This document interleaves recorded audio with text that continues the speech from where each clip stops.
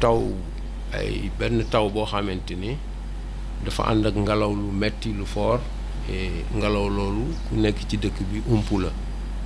ngelaw loolu nag dafa am lu mu àndal am ay yàq-yàq yu mu def ci réseau bi donc comme ay poto yoo xam ne dafa damm parce que ngelaw lu fort la ngelaw lu fi bàyyiwul garab am naa yaakaar ne itam mën na fee bane bàyyi leneen donc bi loolu amee aussi ñun jël nañu ay dispositions pour vraiment rétablir courant bi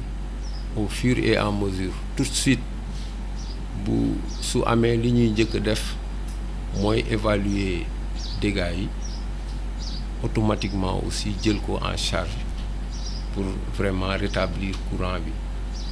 donc bu fekkente ni zone accessible yi la yi nga xamante ni c'est en ville tout de suite yu bari dinañ ko mën a jël mais bu dee ci àll bi la en fait des fois terrain bi day xaw a difficile pour nga accéder ko te lignes yi fu nekk la jaar dafa jaar ci tool yi dafa jaar fépp ci àll bi des fois accès bi du facile mais loolu yëpp en fait terewul ñu ngi ci zone bi tàmbalee biir Thiès amoon na ci biir Thiès yooyu moom jëloon nañ ko en charge ba corriger ko ba rétablir ko amoon na ci gox-goxaan yi maanaam boo jëlee axe bi jëm Pout 50 Kër Mousso ba Kayar nga jëleti beneen axe bi jëm Tivaouane it di ko dalee Thiès jëm Tivaouane am nañu départ bu nekk foofu boo xam ne moo dem ba Tivaouane ñu jógeeti foofu am nañu ay départ yoo xam ne dafa jóge Tobène jaar Tivaouane continuer ba ay Mexe ay dëkk yi nekk ci gannaaw Mexe même départ boobu it am na beneen boo xam ne dafa jóge foofu dem ba côté Mboro bi yegg ba Fass Boye yooyu yëpp am na si yoo xamante ne pratiquement yu ci bari rétablir nañ am na yu ci des ñu ngi toujours ci action yi donc loolu daal am naa yaakaar ne xëj na mooy li nga xamante ne mën nañ leen ko jottali waaw li ci des xëj na bu ngeen amee après ay questions. am na ay termes yoo xam ne nit ñëpp duñ ko xam wante jafe-jafe yi am na fu muy amee foo xam ne ni jafe-jafe yu yomba defar la am fu muy amee foo xam ne fu naqaree defar la boo déggee mu ne départ courant dafa am fu ñu koy toggee am fu ñu koy jaarale départ ya mooy fa courant bay jóge di dugg ci réseau bi xam nga foofu départ ba bu fekkee ne ca départ ba la yàqoo weñ nga damm na ca mbàññ xaan nga du neex a defar bu ko defee da ngay gis ñu day impacté ñu bëree bëri nga gis dëkku lëmm kenn amu fa courant donc bu waxee départ mooy fa courant ba sosee fa muy tàmbalee waaye yéen ñëpp gis ngeen ligne haute tension yi booy tukki da ngay daw dëkk ba dëkk di leen séen bu dee bërëb moo am jafe-jafe maanaam mu am ligne gu dagg fokk nit ñi dugg ci àll bi di xuus ci àll bi pour xam fu ligne nga daggee xoolal jafe-jafe yooyu ñuy xuus ci àll bi di topp ligne yi di xool fu mu daggee bu dee ca départ ba la xamal ne départ boobu fa muy alimenté kenn am fa courant ngelaw li loolu la indi ak yoo xamante ni bii du ca départ ba waaye ci biir dëkk bi la maanaam kër faal fañ ko sampale courant ca poto lampe ba ngelaw la ñëw na daaneel na poto lampe ba donc loolu tam jar naa leeral lu tax leeral bi am solo ndax lii ñuy wax fanaanul ci seeni nopp da cee jaar rek di dem ndax yéen boo leen comprendrewul mais population yi duñu comprendre boo leen ko comprendre nii di ngeen ko mën a yegg ci population yi ba ñoom it ñu mën a xam te yaakaar naa ne ñi fi daje fii ñëpp war na noo xam ne ñi gën a am intérêt que benn courant gën a coupé mooy waa Senelec démb ba presque 1h du matin directeur général mi ngi ci àllu bayax bi moom ci boppam jiite équipe yi nga xamante ne bii ñoo nekk ci àll bi di saytu li ma leen wax léegi nii ñoom ñi wax a noppi mais yàlla suturaal nañu ndax mënoon naa nekk loo xamante ne bii tey jii ba léegi ay dëkk du ñu am courant waaye yàlla dimbali noonu ba nga xamante ne bii Senelec jël na matukaayam yëpp pour fépp foo xamante ni bii war nañ koo defar ñu defar ko Senelec nag dafa am benn bureau boo xamante ni bii li bokk ci liggéeyam mooy fii nii sunu ordinateurs yi ak sunu téléphones yi ñu yor bis bu jot ñu wax ñu fan la défaut yi ñaata défaut am dinañ nañu départ sangam doxul ndax réseau bi yëpp fii nii boo demee Dakar am na foo xamante ne bii ñoom ñëpp ña nga toog jàkkaarloog réseau bi fu ca doxul rek ñu xam ne fii doxatul équipe yi xam ne départ nangam de doxatul bërëb sangam doxatul bu ko defee ñu daal di déployer équipe yi bu ko defee équipe yi xuus ci àll bi di topp ligne par ligne di xool fan la war a nekk ndax ligne gi dafa dagg wala ligne gi dafa firiñtuku xam nga ligne yi day firiñtuku ndax dafa firiñtuku bu firiñtukoo fi courant bi wala jàll jaaru ci xam nga ngay xool ligne gu dagg sax yomb na ndax boo xoolee ligne xam ne fii dafa dagg waaye ligne gu firiñtuku moom foog nga jege ko xam ligne gi lu mu doon xam ne lii mënatu nu mu war a jàllalee courant bi mënatu koo jàllale bu fekkee ne nag biir Thiès la ak biir dëkkaan yi ñu am nag ay équipes yoo xam ne leen di wooye ay équipe de dépannage ñun bu suñu ay équipe doyul sax dañuy wut ay renfort yu jógee ci yeneen délégation yi yu jógee Dakar ñii jógee Kaolack ñu daal di dajaloo nag def ay brigades yoo xam ne nii dañuy daw nag dugg ci biir dëkk bi mbir mi amee buñ ko doon mën a quantifier mën nañ ne réseau bi nekk DRCO bii ñu nekk mooy délégation régionale centre ouest bii mi ngi ëmb Touba ëmb Tivaouane ëmb Njaareem ëmb Mbuur ëmb Ngaparu ëmb Somone ëmb gox boobu yëpp ñu ne jafe-jafe yi am buñ ko doon xayma mi ngi toll ci 47%. dégg nga li mu wax léegi moom nee na moom jafe-jafe yi wàcce nañ ko ba tey jii mi ngi toll ci 13-14%. te ba léegi ñu ngi ci yendalunu fanaanul ndax Senelec xàmmewul guddi ak bëccëg surtout nag bu jafe-jafe yi amee donc loolu laa ci doon bëgg a dolli di leen sant di baamtu la mu waxoon kenn mënu leen a jéggi wax ak population yi ndax yéen mën nañu jàpp ne ay lantinoor ngeen yoo xamante ne bii buñ leen waxee dara ngeen comprendre ko ni ngeen ko comprendre war ngeen koo mën a jàllale noonu ci population bi message bi nag ci ñaari anam la tëdde bu njëkk bi mooy Senelec dafa am loo xamante dañ ko koo sas muy service public mooy jox nit ñi courant bu doy service public boobu lu ci rëq ñun war nañoo jéggalu ci kanamu clients yi war nañoo wax clients yi itam yan matukaay na seen xel dal jël nañu matukaay yëpp sunu directeur général Pape Mademba Bitèye jiituñu doon na leen démb ba 1h du matin ma nga bayax jiite ay équipe am directeur bi nga xam ne mooy directeur de la distribution nga xam ne lépp lu jëm ci jokkalante ay fil courant da ca jaar ba yegg nun koy defee moom mooy directeur bi ak ay équipe am ñoom ñëpp ñu ngi ci biir àll bi di xool nu ñuy def ba défaut yooyu yëpp ñu daal di koy régler ci nu mu gën a gaawee donc loolu laa amoon def naa lu ma ciy do waaw loolu mën nañu am statistiques yi kooku buñ ko gëstoo mën nañoo am statistiques yi waaw mais braqué wuñu ci loolu mais mën nañu am statistiques yi buñ ko gëstoo mën nañ ko am mais xam naa ne bu ñu jëlee dëkk bu mel ne Thiès moom am na ay ménages yu bëri yoo xam ne dañu impacté ñu ci bëri seeni poto dafa damm ñii fil gi yëngal na seeni fil ba seeni fil yànq te xam nga fil gi bu yànqee na mu war a mën a jàllale courant bi du ko di jàllale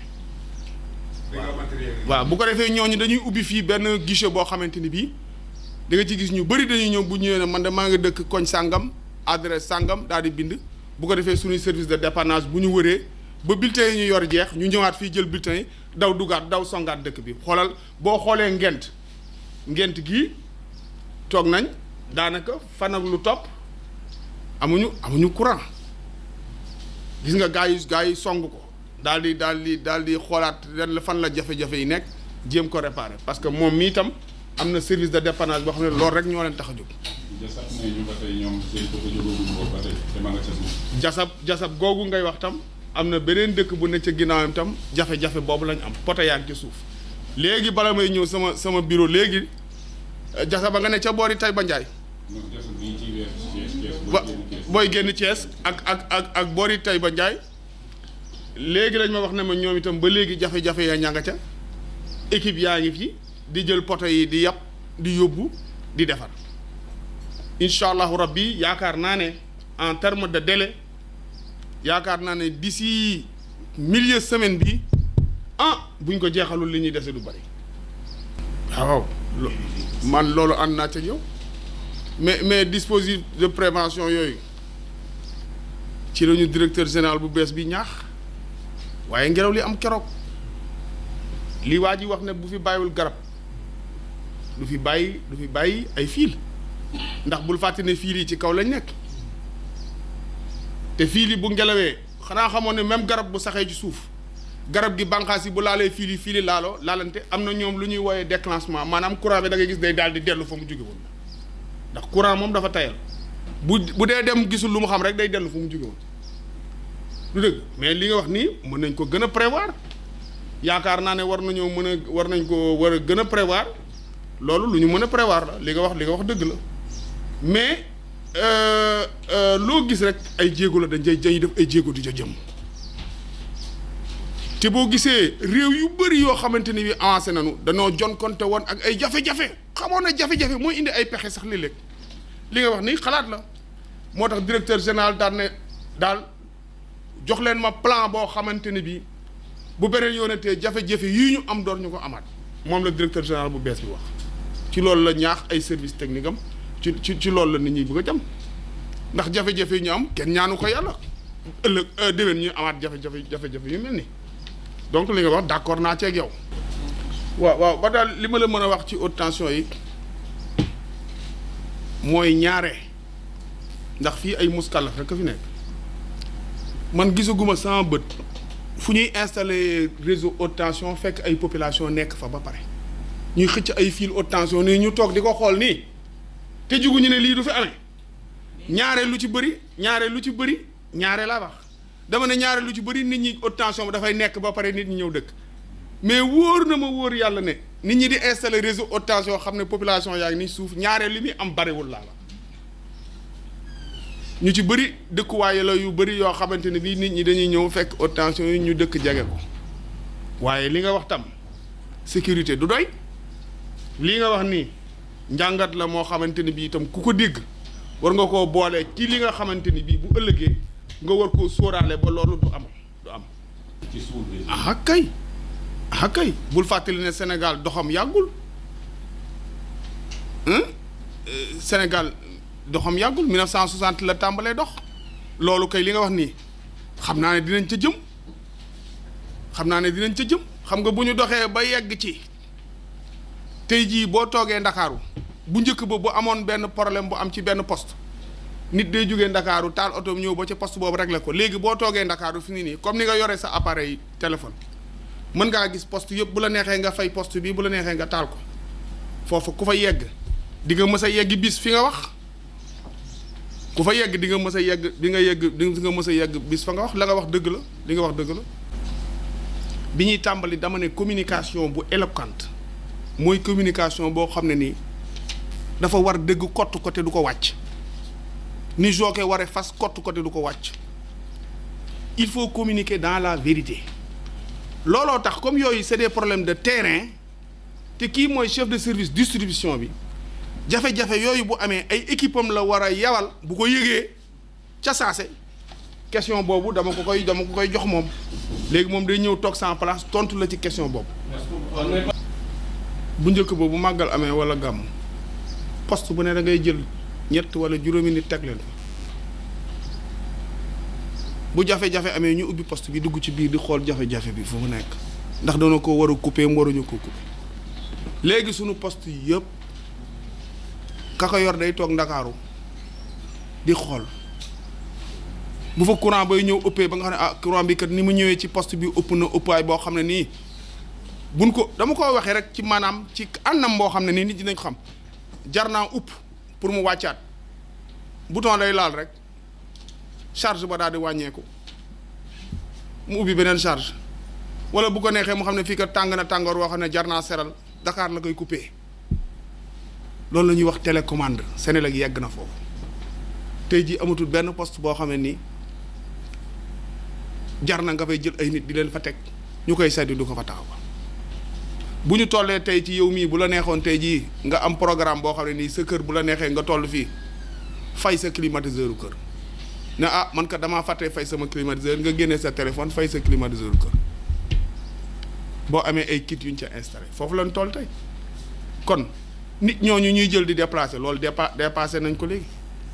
te Senelec nag sàgganul Senelec sàgganul donc bu ñu fàtte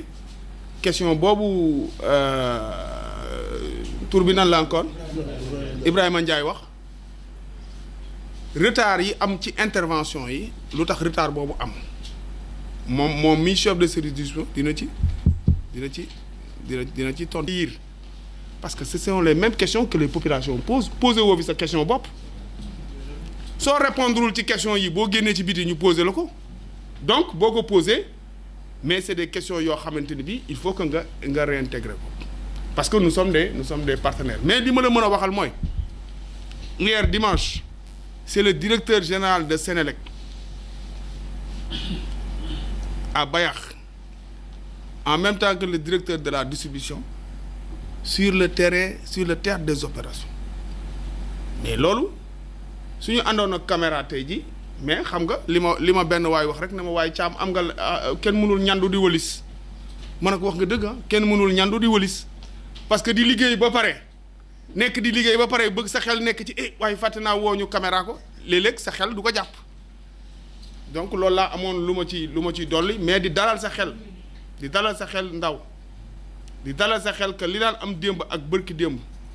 te muy lu baax loo xam ne dañ ko war a perpétrer en termes de communication il faut que ñuy communiquer avec des populations. Engagement,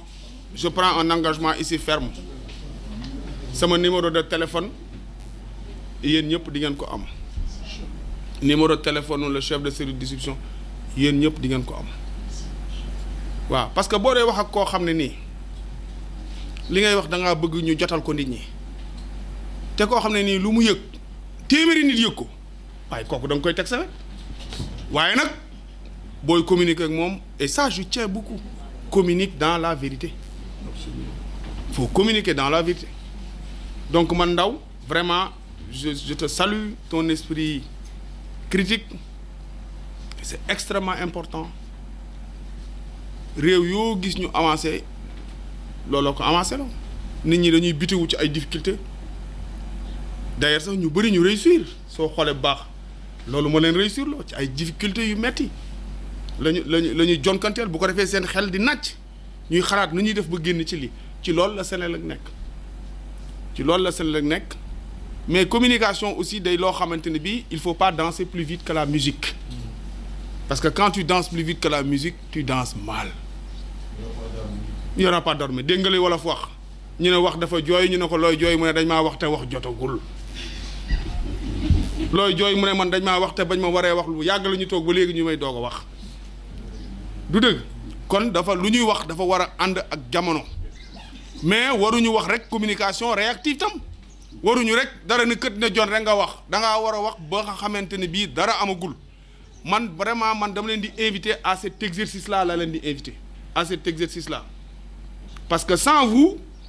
alors cette communication là bu ñu bugg jàllale dans la vérité mais du jàll alors bu leen fàtte question bi ngeen posé sànq qui est une question extrêmement importante les temps de réaction lorsqu'il y a des pannes les temps de réaction des services de dépannage ça bu leen ko fàtte tey jii dara mën na am ñu ne ah mais monsieur le délégué ñun kat dañoo bëggoon a xam lii am nii lu mu demee mais warul nekk rek une communication réactive mën na nekk une communication boo xam ne nii da nga naan ah monsieur le délégué tey kat chambre de commerce bi dafa am benn forum bu muy def te ñun ñoo yor plan de communication bi bu ñu sañoon kat Senelec ñëw wax ñu liggéey Senelec di liggéey ban impact la am ak implantation entreprise yi fii ak yéen jéego ngeen def ci gaawaayu entreprise yi ñëw Thiès nu ñuy def ba gaaw pour am abonnement xam nga loolu communication boobu bokkul ak communication de crise xam nga communication de crise dana day am lu ne këtt na jonn ñëpp seen i bët di saxaar seen gémmiñ di nàcc ñu taxaw ne waa lu xew xam nga loolu c'est une communication de crise où on vous donne des faits bokk la communication boo xam ne nii c'est une communication participative ñu ne ah ñun kat gis nañ ne def ngeen ay jéego yu am solo mais jéego yi ngeen def nit ñi xamuñu ko et cetera wala ñu proposer leen ne ah ñun kat gis nañ ne par exemple suñu compteur Woyofal yi par exemple ñu ne mais yéen communiquer woo leen suffisamment ci compteur Woyofal yi ñun bu ñu sañoon nii ngeen koy doxale wala nii ngeen koy doxale nii ngeen koy doxale partenariat boobu laa leen di invité bu fekkee ne service de dépannage yi yow boo wootee ne ñun kat bërëb sàngam lëf am na fa dañoo soxla ku ñëw gaa ndax poto ba daanu na fil yaa ngay daanu xale mën nañ caa laal ñu am une intervention rapide mais loolu du am benn kii loolu du am retet mais yaakaar bi ñu leen yaakaar yéen itam da ngeen di ay nit yoo xamante ne bii itam ay partenaire ngeen yéen a léeg-léeg ngeen nekkal ñu foo xam ne ñun nekkuñu fa accès boobu ngeen am laa bëgg a yeesalaat le canal d'accès réunion tey bii rek du ci doy partenariat boobu nu ñu war a def numéro de téléphone yi ne leen di jox bu chef de service distribution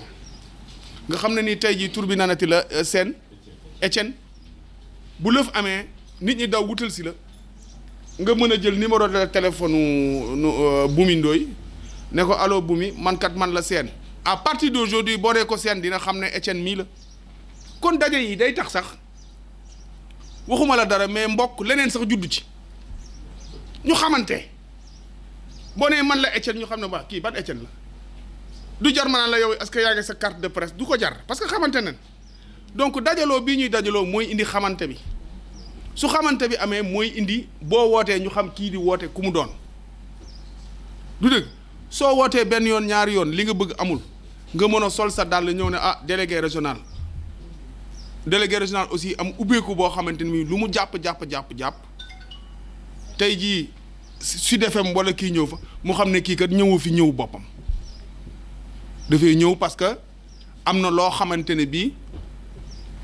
am na ñu ne ci ginnaawam ñoo xamante ne bii war na leen am lu mu leeral ci yow la ko mën a leerloo mais communication lu mu neex xam nga ban communication moo gën a gaaw communication bi gën a gaaw mooy indi courant bi communication bi gën a gaaw mooy bu courant bi paanee nga gaaw defar ko c'est la meilleure communication moo tax sànq may baamtu di baamtuwaat ne leen question boobu lu tax équipe technique de dépannage yi léeg-léeg bu lëf amee ñu cay yéex a dem ma ne chef de service distribution wax ci la nga ca xam mais bul yem rek ci wax la nga ca xam waxal yenn disposition la ñuy jël démb ba léegi ñu ngi xalaat ci tey ci suba rek dañu mujj réunion ñu ne nan la ñuy def pour démultiplier les services de dépannage benn ñaareel ba nu ñuy def ba am benn numéro boo xam ne nii day nekk numéro vert wala rouge wala doo xam ni ñu koy tuddee nga xam ne tey jii day am nit koo xamante ne bi am na sax parce que am nañ benn centre d'appel boo xam ne nii bu jafe-jafe amee ma nga Dakar bu jafe-jafe boo ci amee boo ci wootee ñu ne foo nekk nga ne maa nga Thiès ban quartier nangam sa numéro téléphone nangam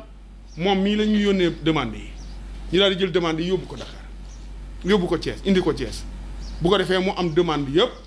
xam ne bërëb sàngam lii am na fa bërëb sàngam lii am na fa bërëb sàngam lii am na fa mais bu fekkee ne ñaari équipe de dépannage nga am tey jii loolu lañ doon réunion tey bu fekkee ne ful nañ ko mu nekk juróom même bu fekkee ne juróom yëpp du ñu nekk en permanence 24 heures sur 24 ñett yi nekk en permanence fu jafe-jafe am nga déplacé wu gaaw rapidement rétablir leen très rapidement bu fekkee ne dem nga ba sa doole yow doy la ñu jël ay prestataires yoo xam ne mën na leen jël ñu ngi ci dëkk bi jël leen def ak ñoom contrat ne leen ñun kat bu ñu yeggatee ci situation bu mel nii nga xam ne jafe-jafe yu ëpp nañu doole dem leen dañ laan leen jëlal bon yow demal mbuur 2 yow demal fii yow demal fii bu ko defee ñu daal di daj dëkk yi ñu def ko fii def ko Mbuur def ko Tivaouane def ko feneen bu ko defee jafe-jafe yi ñu mën koo songando waaw loolu daal man laa amoon lu ma ci. concernant dépannage yi équipe de dépannage yi plus de la moitié des réclamations traité nañ ko on continue seulement priorité yi ñuy wax ak réaction bi ça dépend des types de panne parce que tam da ngeen di war a xam ni nit kenn du xeebal kenn en fait soxlam mais nag fi nga xamante ne tout de suite luy tàkk la mënul bokkee koo xam ne tout de suite dafa bëgg a am courant bu dee fuy tàkk la priorité bi ñu ngi koy jox fii tàkk parce que danger bi en fait il faut ñu écarter ko donc yooyu daf ciy faral am bon nit ñi dinañ wax problème de en fait lenteur mais moi je dis que des fois les priorités font que un monsieur X mën na ne moom bosom la ñu war a def tout de suite d'accord ñun dañ koy jël monsieur Y jël monsieur Z maintenant nag xool priorité suivant urgence yi lii représenté danger mënuñu ko fi bàyyi di defi leneen donc yooyu daf ciy bokk bon certainement kuy remonter nag sa soxla rek ngay remonter mais réaction bon côté communication aussi peut-être dinañ ci gën.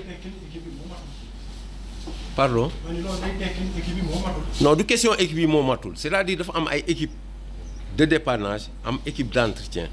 maintenant situation exceptionnelle su ñëwee tout de suite dañuy jël ay mesures mais par exemple bu ñu créer ay équipe de dépannage mu am aujourd'hui bu dee hivernage la obligatoirement dañuy créer ay équipe de renfort comme ça ñu mën a jël en charge les réclamations des clients. Bon ça dépend ci waaw c'est que ça dépend ci instance yi ça dépend mën nañuy jot une trentaine des fois ñu am ay perturbations mu dépassé ko donc non c'est que perturbation yi li tax des fois muy am problème mooy pour benn perturbation ou bien benn panne de secteur 100 personnes mën nañ ci déclarer parce que secteur bi la c'est-à-dire quand un secteur est impacté c'est différent ak ay panne individuelle aujourd'hui bu doon ay panne individuelle uniquement la ñuy wax du nekk problème mais nit ki mën na def déclaration mu nekk panne individuelle comme mën na def déclaration mu nekk panne de secteur et ces pannes de secteur là mais mën na dem ba plus de 100 pannes maintenant su panne de secteur bi ñëwee comme mooy li ma doon wax rek panne de secteur su ñëwee tout de suite monsieur Babacar Ndaw woo ma keneen woo ma déjà xam naa monsieur Babacar Ndaw fi mu nekk fii secteur bi ko alimenté bu 10 autres wootee rek nous tout de suite même si en fait l'équipe bu nekkoon feneen ci ay panne individuelle dañ naan ko arrêter panne individuelle yooyu bu fekkee secteur bi jege na ko que gën a jege ci secteur bi dañ naan ko arrêter pour le moment telle panne bi nga nekk tu vas par exemple au poste il faut vérifier obligatoirement il y a panne de secteur maintenant su demee ci poste bi mën na tout de suite localiser défaut bi jël ko en charge su ko jëlee en charge par exemple su fekkoon ni panne de secteur la ça a impacté 100 personnes déjà dina dépanner 100 personnes su fekkoon ni dafa continuer di nekk buy dépanner benn nit rek lay dépanner donc éléments yooyu yëpp aussi daf ciy bokk. bëgg naa trop li Etienne wax léegi nee na ndax société bu toll ni Senelec warul yegg foo xamante ne bii li am semaine bi passé bu beneen yoone bu du amee nii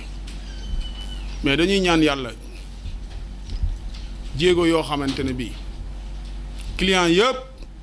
compteur waaye fa la yow loolu la ñuy ñaan yàlla kenn dootu la indi lati facture bu boobaa yow yaa am sa moratoire bopp bu marché neexee nga dugal junni wala ñaari junni boo xamee ne marché ngi bëgg a naqari nga ne congélateur bi fay ko ñu taal frigo bi rek ndax li ma dugaloon ci crédit du dëgg coow ci lañ jëm gis nga compteur waaye fa ni ko nit ñi di dugale mais ba tey des na am na ay jéego yu ñu war a def yeneen looloo tax yéen jéego yooyu ñu war cee ànd jéego bu ñu def yéen yéenee charpente bi nga xamante ne bii bu ci àndul mais du dem déggoo léegi li ma la nettali ci dimension communication ci mission prophète et sama mission nit wa ama li am nga xamante ne bii que ay dysfonctionnement la ci facturation bi mais li ko indi mooy yeesal dañoo dem ci benn système boo xamee ni logiciel bu bees bu ñuy wooyee ENSIC boo xamee ni jéego la bu am solo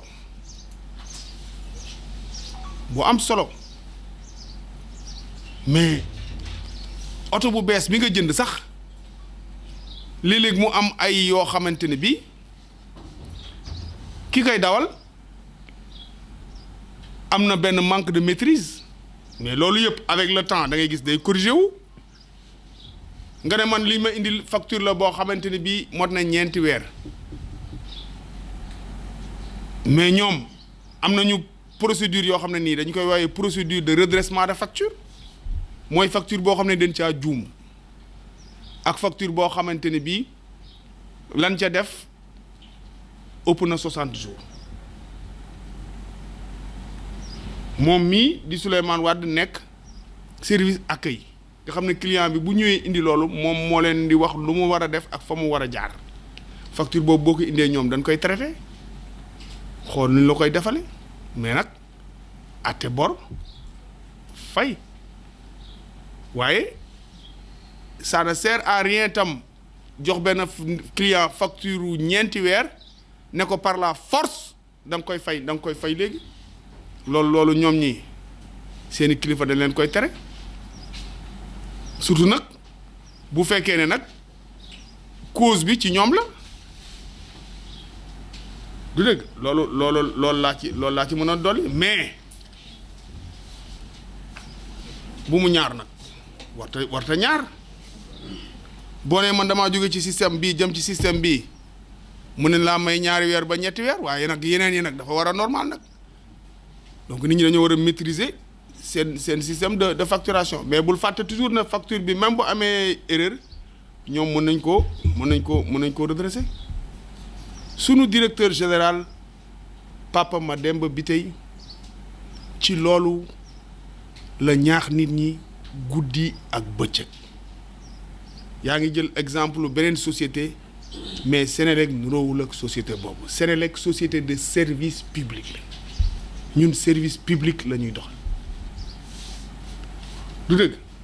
du société boo xam ne rek xaalis rek a ko tax a jóg service public looloo tax léeg-léeg nga gis gàmmu yi wala yenn xew-xew yi ñu ne ñun ko dañoo bëgg branchement provisoire ñaan ñu wàccal leen fil goo xamante ne bii parce que xam ne lii événement religieux ña fay daje bëri na ñu consommer fay tuuti wala du ñu fay ñu may leen sax donc loolu service public la bu fekkoon ne da nga koo bëggoon a am feneen doo ko am donc loolu laa amoon lu ma ci man bi ma commencé jël fonction délégué régional defe naa ci weer la tollool li ci kanam rawul ay bët dama ne man bi ma jëlee fonction léegi weer la te bëgg naa lu ma fiy wax parce que xam naa ne salle bi bari nañu sant lii Sow ak Sarr lu ma fi wax bu ma dajewaatee ak ñoom buñ ne ma yaa waxoon lii la nga waxoon def nañ ko loolu laa bëgg je veux communiquer dans la vérité waaw loolu daal laa la bëgg a wax moo tax am na question yoo xam ne ni je renvoie ça directement aux hommes de terrain waaw loolu daal laa leen ñi nga xam ne ils sont près des faits waaw loolu daal laa bëggoon di leen